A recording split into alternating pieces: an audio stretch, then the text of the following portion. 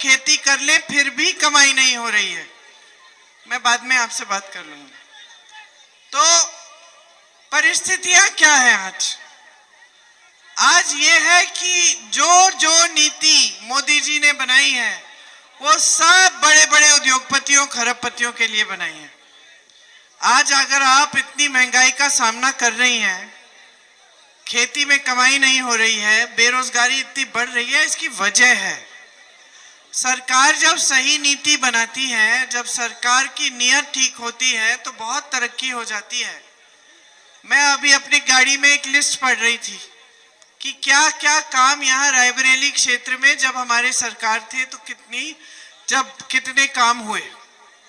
मैं पढ़ रही थी जैसे आपके क्षेत्र में एनटीपीसी, गंगा का ब्रिज, बाकी पूरे रायबरेली में rail coach factory, washing line, बिजली की लाइन रेल के लिए, ये सारी चीजें यहाँ पे लगाई गई और इनसे आपको सुविधा हुई, सड़कें बनी, पानी की सुविधा हुई, तमाम ऐसी चीजें, पाठशालाएं, कॉलेज, एम्स, अस्पताल, ये सारी चीजें। तो जब सरकार की नीयत ठीक होती है तो नीति भी सही होती है। अब मोदी जी की नीयत क्या है? मोदी जी चाहते हैं कि किसी भी हालत में सत्ता में रहें, आपको गुमराह करेंगे, चुनाव के समय धर्म की बातें करेंगे, आपके जज्बातों को उभारने की बातें करेंगे, आपको झूठे झूठे वादे दे देंगे, कह देंगे कि भाई 2 करोड़ रोजगार दे रहे हैं। क्या हुआ? 70 करोड़ बेरोजगार खड़े हुए हैं देश में। उन्होंने कहा था आपके बैंक के खाते में 15 लाख रुपए दिलवाएंगे, कहा था कि नोटबंदी से सारा काला धन वापस देश में आ जाएगा और फिर आपके खातों में 15-15 लाख डालेंगे। आज क्या परिस्थितियां, आपके खातों में आए 15 लाख, ना आपको रोजगार मिला। बड़े बड़े खरबपति हैं 22 इस देश में, मोदी जी के जान पहचान के, मोदी जी के खास हैं। उनकी ऐसी तरक्की हो रही है कि पूछिए मत। देश के बंदरगाह उनको दे दिए, देश के हवाई अड्डे उन्हें दे दिए, देश का सारा कोयला उनको सौंप दिया, देश की बिजली उनको सौंप दी, देश का पावर उनको सौंप दिया, देश के बड़े बड़े सड़कों का ठेका उन्हें दे दिया। तो उन खरबपतियों को मजबूत करने के लिए पूरी योजना बनाई हुई है। और आपको मजबूत करने के लिए क्या योजना है? एक योजना नहीं है। आप कह रहे हैं पकौड़े तलवाएंगे, मोदी जी कह रहे थे पकौड़े तलवाएंगे। अजीब अजीब सी बातें करते हैं, चुनाव में आते हैं, आपकी एक काम की बात नहीं करते। चुनाव के मंच पर जब आपको भाषण देते हैं, क्या भाषण देते हैं? कहते हैं सावधान रहिए। कांग्रेस पार्टी ने अपने घोषणा पत्र में लिखा है कि अगर आपकी 2 गाड़ियां हैं तो कांग्रेस पार्टी 1 गाड़ी ले लेगी। ये मोदी जी कह रहे हैं, देश के सबसे बड़े पद को पर आसीन हमारे प्रधानमंत्री, कि सावधान हो जाइए, कांग्रेस पार्टी एक एक्सरे की मशीन लाएगी, आपके घरों में घुसेगी, आपके गहने मंगलसूत्र ले लेगी और किसी और को दे देगी। ये कह रहे हैं, गुजरात में गए, इन्होंने कहा कि सावधान रहिए, अगर आपके पास 2 भैंसें हैं तो कांग्रेस पार्टी 1 भैंस चुरा लेगी। बताइए, भैंसों को पकड़ लो, मैं आ गई हूं, कांग्रेस की नेता हूं, क्या पता चुरा लूं। वो हिलेगी भी नहीं। तो बात यह है कि जब नेता 10 सालों के राज के बाद आपको अपने काम नहीं गिना सकता और आकर ऐसी बकवास की बातें करेगा जिससे ये पता चलता है कि वो आपसे कट गया है। मोदी जी कट गए हैं आपसे, क्योंकि अगर वो समझते कि कितना संघर्ष है आपके जीवन में, अगर मोदी जी समझ पाते कि मेरी बहनें यहाँ दुकान जाती है कुछ खरीदने, खाली हाथ वापस आती हैं, कि जब बच्चा बीमार पड़ जाता है घर पे तो इलाज करने के लिए घबराहट होती है कि कैसे करेंगे, कि अगर घर में कोई मरम्मत करनी हो, बारिश आ रही है, छत से पानी आ रहा है, उस मरम्मत को भी नहीं करेंगी क्योंकि सोचेंगे खर्चा हो जाएगा, छोड़ दीजिए, नीचे बाल्टी रख के काम चला लेंगे। ये स्थिति है ना। मोदी जी अगर आपके बीच में 10 सालों में आए ही नहीं, आपके घरों में नहीं आए, इतने बड़े बन गए हैं, इतने बड़े बन गए हैं, इतना अहंकार हो गया है कि आपके बीच आने का कष्ट भी नहीं करते। आप मोदी जी को देखेंगे तो हमेशा बड़े बड़े मंचों पे कहीं उद्घाटन कर रहे हैं या कहीं मंदिर जा रहे हैं तो खुद अकेले जाएंगे, बाकी सारे लोग दूर दूर हैं। अगर वो सड़क पे रोड शो कर रहे हैं तो गाड़ी में मोदी जी यूं हाथ हिला रहे हैं और जनता वहां है, इतनी दूर, बीच में यहां से वहां तक तो सुरक्षा कर्मी है और जनता वहां है, और जनता दूर से बिल्डिंग पे खड़ी होकर ऐसे कर रही है, मोदी जी यूं यूं कर रहे हैं। तो पास कब आते हैं? हंस रही है। हाँ, हंसने वाली बात है, क्योंकि प्रधानमंत्री हैं देश के। अगर वो जनता की समस्याओं को जानेंगे भी नहीं, कोई बताएगा भी नहीं, तो सुलझाएंगे कैसे? अब कुछ प्रधानमंत्री होते हैं, उनके अच्छे सलाहकार होते हैं, तो सलाहकार ही बता देता है।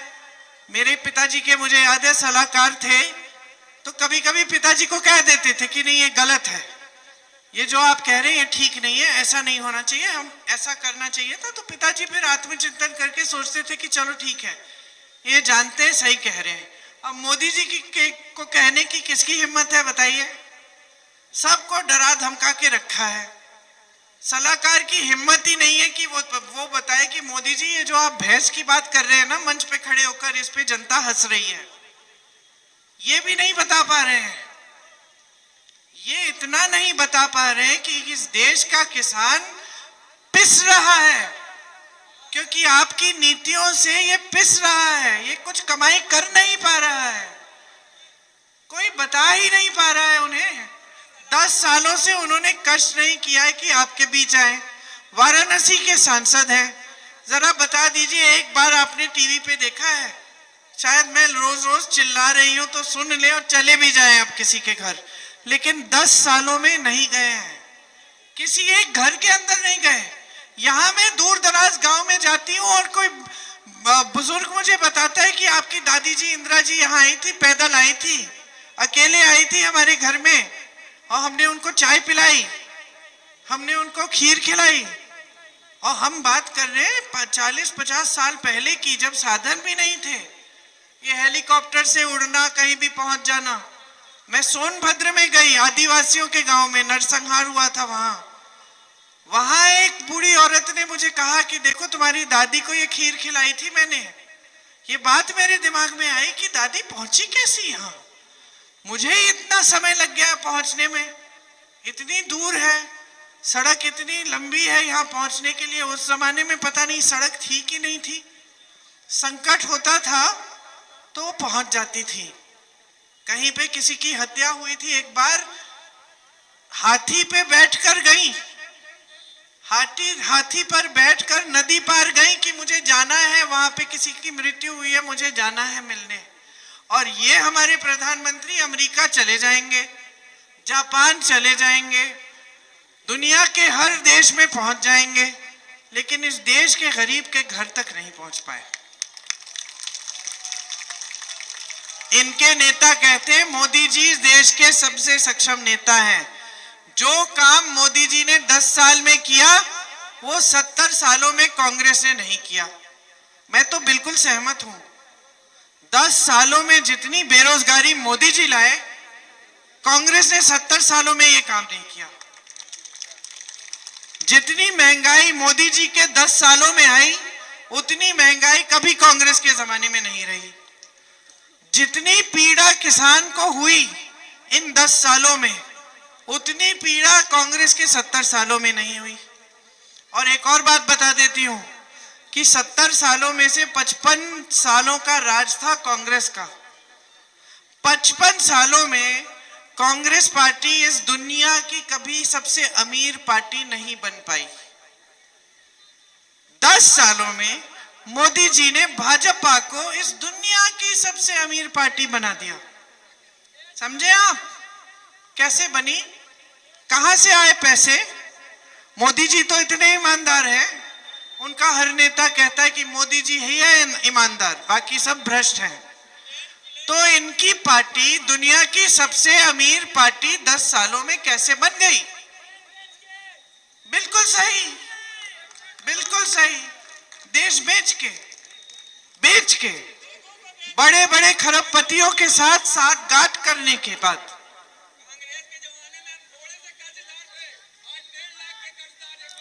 ऐसा ही कह रहे हैं कि कांग्रेस के जमाने में इतना देश कर्ज में नहीं था, आज देश कर्ज में है। 1700 रुपए कर्जदार थे, अब 1.5 लाख का एक बच्चे का कर्ज है। अच्छा, ये आंकड़ा मुझे नहीं मालूम था, अच्छा है आप बता रहे हैं। तो सुनिए, ये मुझे मालूम था कि हमारा कर्ज बहुत बढ़ गया है देश का। और इस बीच क्या हो रहा है? सारे खरबपतियों को सारी बड़ी बड़ी सरकारी कंपनियां मिल रही हैं, सारे बड़े कारखाने मिल रहे हैं।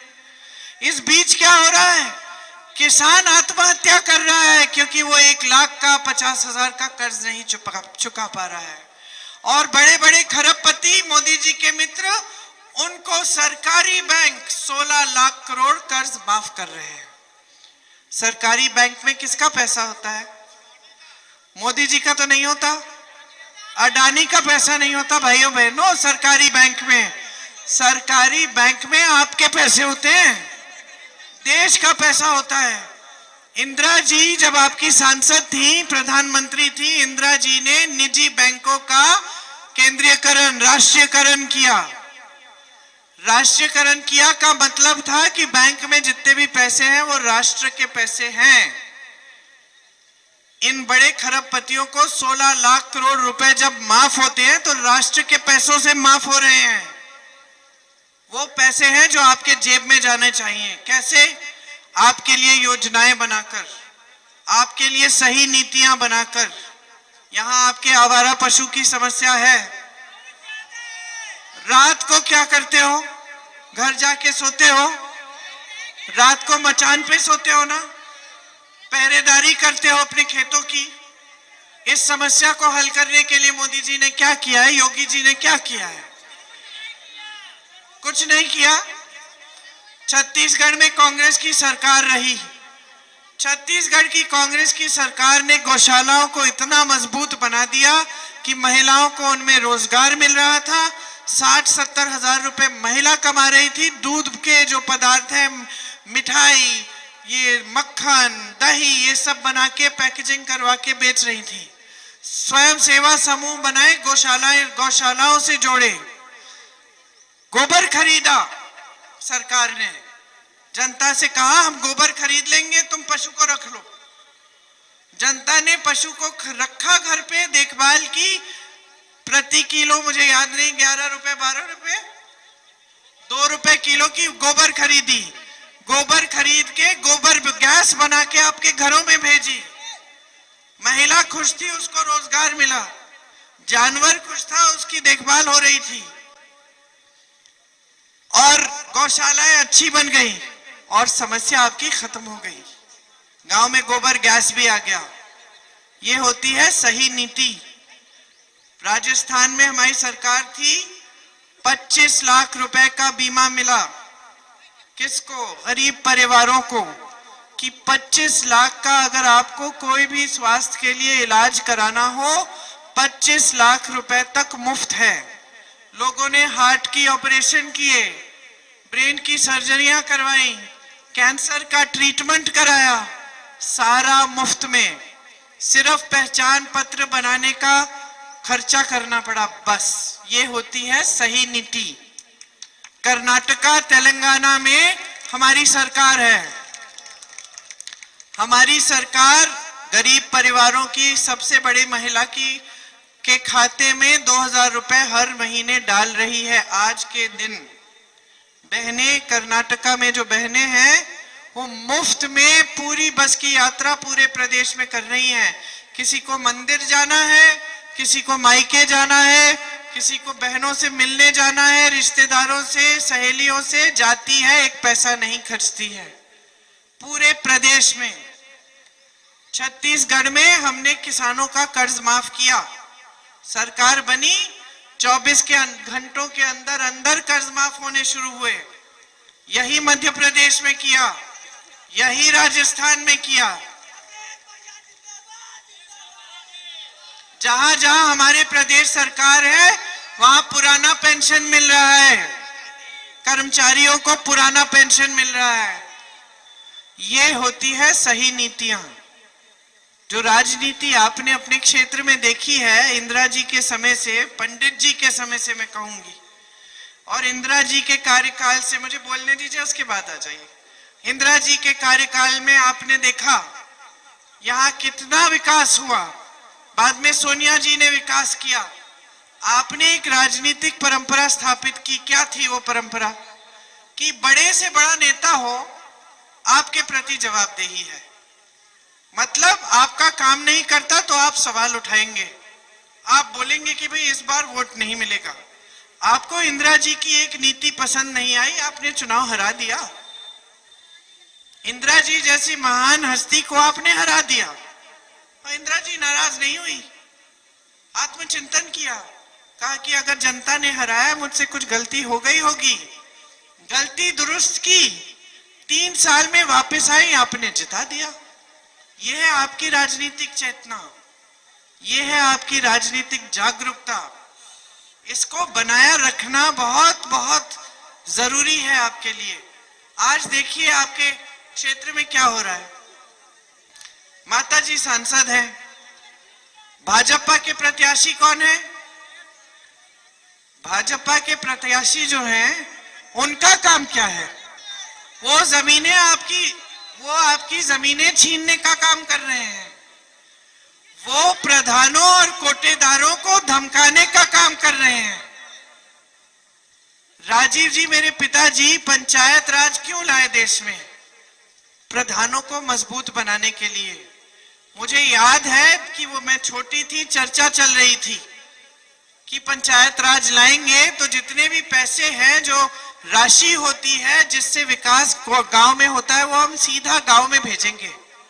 वो अब केंद्र से सीधा गांव में प्रधान के पास आएंगे पैसे, और प्रधान को जो कार्य कराने हैं वो प्रधान ही कराएगा, ताकि जनता भी जानेगी प्रधान के पास पैसे आ रहे हैं।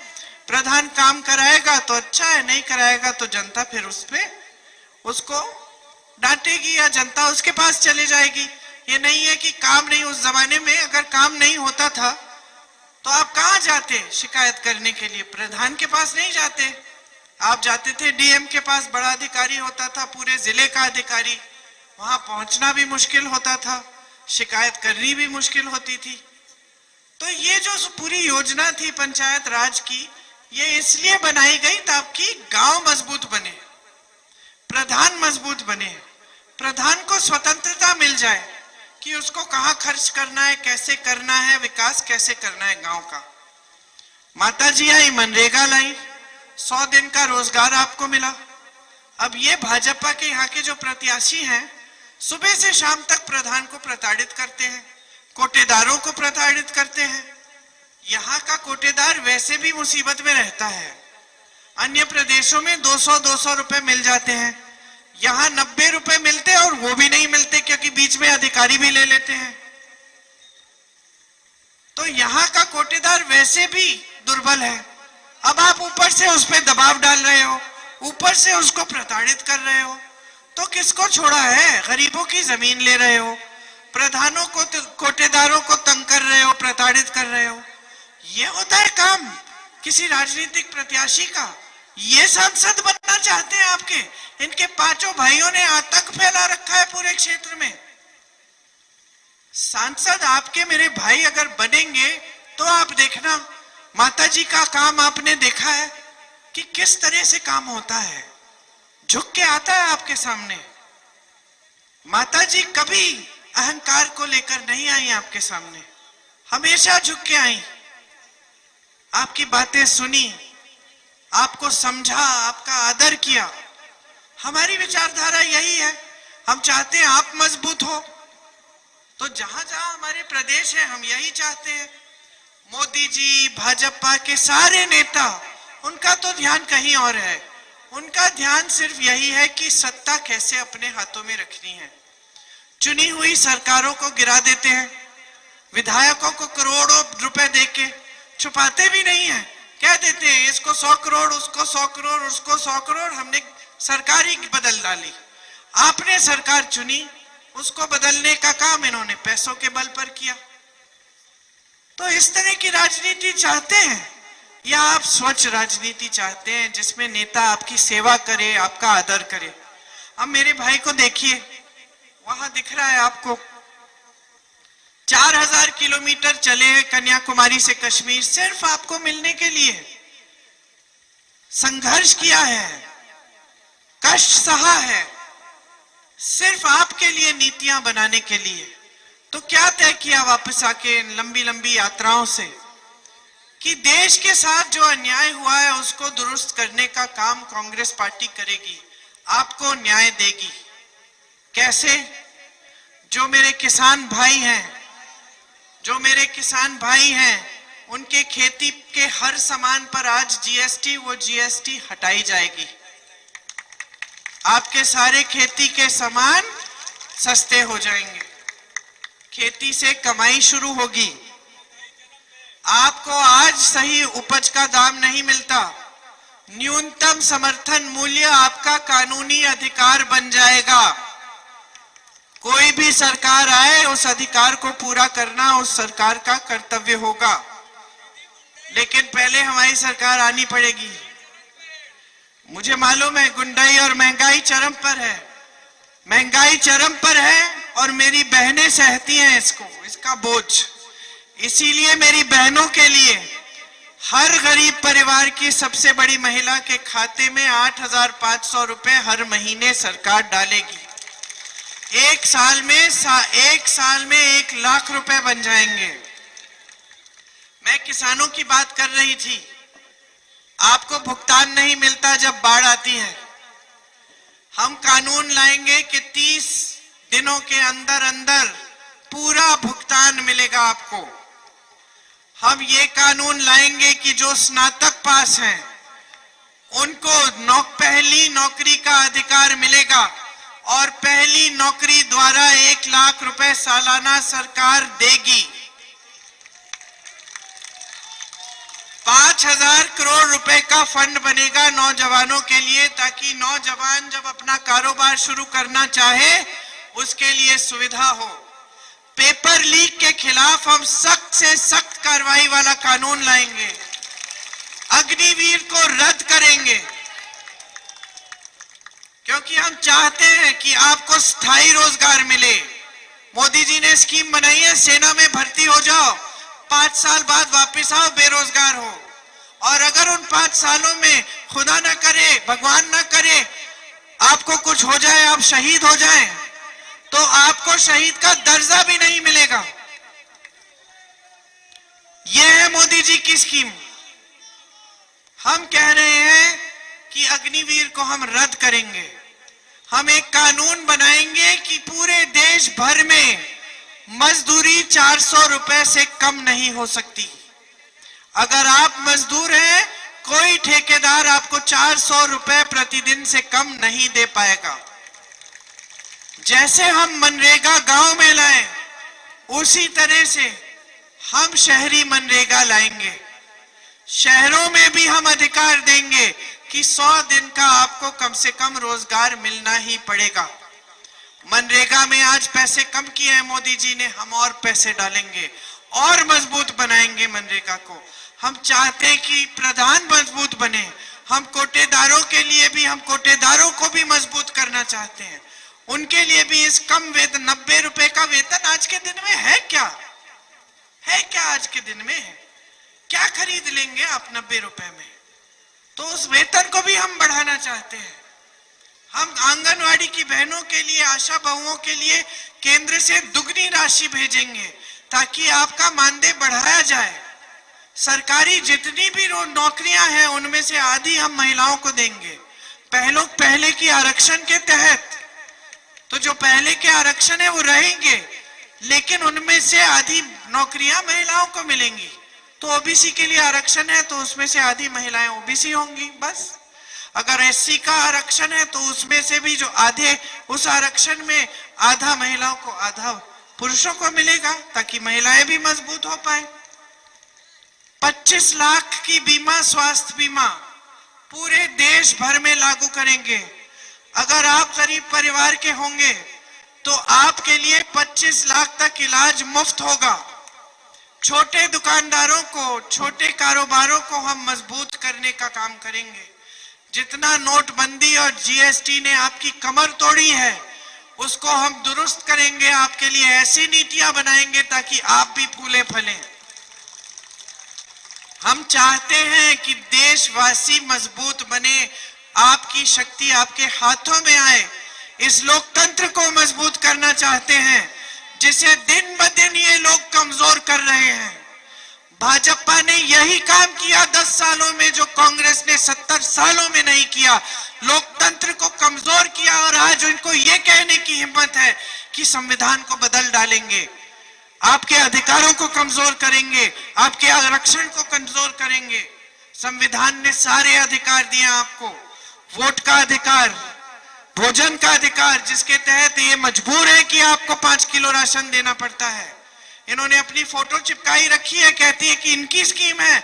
सही नहीं है ये कांग्रेस ने कानून बनाया था, मेरी माताजी ने ये कानून बनवाया था कि गरीब परिवारों को भोजन का अधिकार मिलना चाहिए, कि जो भी सरकार आए हमारे बाद मजबूर हो जाए कि आपको राशन दे। आपको 5 किलो राशन देकर इन्होंने ऐसा फैला रखा है पूरे देश में कि आप पे एहसान कर रहे हैं। कांग्रेस की जहां सरकारें थी, छत्तीसगढ़ में 35 किलो राशन मिल रहा था। भाजपा की सरकार अभी आई कुछ महीनों पहले, 5 किलो कर डाला। समझ लीजिए क्या हो रहा है आपके साथ, विश्वासघात हो रहा है। आपको कहते हैं मोदी जी ने राशन दिया है, ये कानून बना था कांग्रेस पार्टी के समय में। आपका ये अधिकार है, कोई आसान नहीं है, और आपके बहुत और अधिकार हैं जो आज पूरे नहीं हो रहे हैं। कोई नेता आपके लिए काम करके आपके ऊपर एहसान नहीं करता, आपसे सत्ता लेता है। नेता कमजोर नहीं मजबूत बनता है। अगर आपके लिए काम करता है तभी उसे ये मजबूती दो, उसकी आदत मत बिगाड़ो कि काम करने की जरूरत नहीं है। चुनाव के समय धर्म की बात कर लेंगे, जाति की बात कर लेंगे, वोट तो पड़ना ही पड़ना है, चलो वोट ले लो, सत्ता ले लो, जनता को भूल जाओ। और जब जनता को दिखो तो महलों में दिखो, बड़े बड़े सेठों के साथ दिखो, साफ सुथरे एकदम, एक दाग नहीं कुर्ते पे, कहीं जनता के बीच में गए ही नहीं, बातचीत ही नहीं की। ये बहुत बिगड़ी हुई आदत है, इस आदत को सुधारना है। आप कांग्रेस की सरकार लानी है केंद्र में, 5 साल और अगर इनको दे देंगे, भाजपा की सरकार, मोदी जी की सरकार 5 साल और अगर आई देश में, क्या पता क्या कर डालेंगे। ये कह रहे हैं कि चुनाव नहीं होंगे, आप कह रहे हैं गुलाम हो जाएंगे।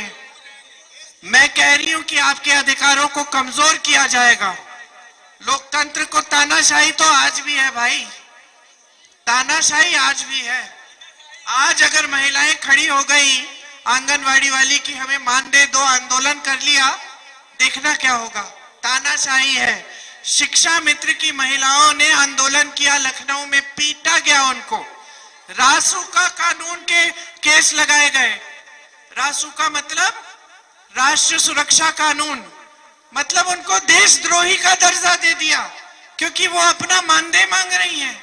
ये लोकतंत्र है ही नहीं आज तो तानाशाही ही है। लेकिन जितना भी बड़ा तानाशाह रहा है, पूरे विश्व के इतिहास में जनता ने उसको जगह दिखा दी है एक ना एक दिन। आप तो वो जनता है जिसने 100 साल पहले अंग्रेजी साम्राज्य को झुका दिया। आप तो वो जनता है जिसका गरीब किसान डरा नहीं, खड़ा हो गया अंग्रेजों के खिलाफ, और उसकी वीरता की बात इलाहाबाद तक, मेरे परिवार के सदस्यों तक पहुंची। कि रायबरेली का किसान खड़ा हो गया है, चलो देखने चलते हैं क्या हो रहा है वहां। ये है आपकी जागरूकता, पूरे देश के लिए मिसाल है, प्रतीक है। आज देश को संदेश भेज दो यहां से राहुल गांधी चुनाव जीतेगा। यहां से संदेश भेजो कि हमें ऐसा सांसद चाहिए जो हमारे लिए काम करे। हमारे लिए हमेशा ऐसे सांसद रहे हैं, सोनिया गांधी, इंदिरा गांधी, बड़े बड़े प्रधानमंत्री रहे हैं, लेकिन झुककर हमारे सामने आए हैं। और हमें ऐसी ही सरकार केंद्र में चाहिए। हमें एक ऐसी सरकार चाहिए जो समर्पित रहे हमारे लिए, जो हमारी सेवा करे, जो लोकतंत्र को मजबूत करे और हमें मजबूत करे। महंगाई और बेरोजगारी दूर करने वाली सरकार चाहिए। आ जाओ ऊपर, भाषण दे दो। आ गए आने दो, चलो आ जाओ। जो मैंने नहीं कहा कह डालो। नाम क्या है? मेरा नाम है मोहम्मद अनवर। चलो बोलो। मेरे साथ 3.5 साल से अत्याचार हो रहा है। अच्छा। मैं मुख्यमंत्री जी को और एसपी साहब को, डीएम साहब को, सबको एप्लीकेशन देता हूँ 3 साल से कंटिन्यू हर महीना। क्या और हम बेघर कर दिए गए। हमारा घर बना, हमारे सामने एक माफिया गुंडा जिसके ऊपर गैंगस्टर 302, 307, योगी जी कहते हैं गुंडाई यूपी से हट गई है। यही गुंडा अब बढ़ रहे हैं, अब पैदा हुए। ये आपने यहाँ पूरे क्षेत्र में देखा है। भाजपा के प्रत्याशी क्या करते हैं? रहने वाले ऊंचा किराए के मकान पे रह रहे हैं। अच्छा, 3 साल से अपना घर छोड़ के यहाँ किराए के मकान पे रह रहे हैं और बराबर एप्लीकेशन दे रहे हैं। पुलिस आज तक ये नहीं पूछी कि भाई तू एप्लीकेशन क्यों दे रहा है, किस मामले में? क्योंकि वो बीजेपी नेता का, बीजेपी मंत्री का खास आदमी है। ठीक है, तो देख लो क्या कह रहे हैं। कह रहे हैं कि गुंडाई फैल रही है पूरे क्षेत्र में, ये आप जानते हैं। तो ये सच्चाई है आपके जीवन की। आप इस अपने जीवन की सच्चाई के आधार पर अपना वोट डालो। भैया को भारी से भारी बहुमत से जिताओगे, कांग्रेस पार्टी की सरकार लाओगे केंद्र में, तो आप देखना कितना बदलाव आएगा आपके जीवन में। क्योंकि हम ये सारी नीतियां बनाएंगे जिससे आपको सुविधा मिलेगी। आ जाओ बाबा, धन्यवाद।